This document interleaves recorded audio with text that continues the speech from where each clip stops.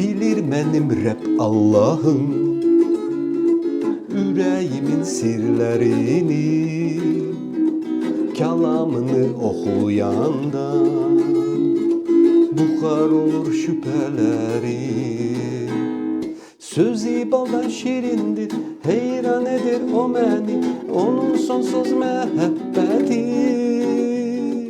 Sözü baldan şirindir, heyran edir o məni, onun sonsuz məhəbbəti.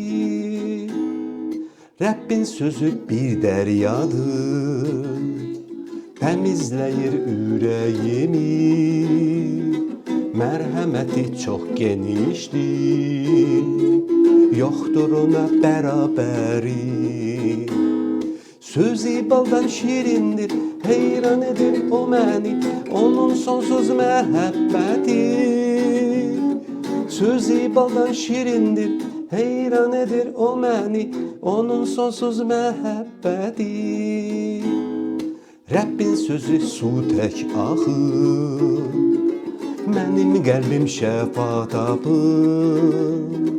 Yorulanda bu dünyada yardım gəlib çatır. Sözü baldan şirindir, heyran edir o məni, onun sonsuz məhəbbəti. Sözü baldan şirindir, heyran edir o məni, onun sonsuz məhəbbəti. Odur mənim hökümdarım, bugünüm və həm sabahım.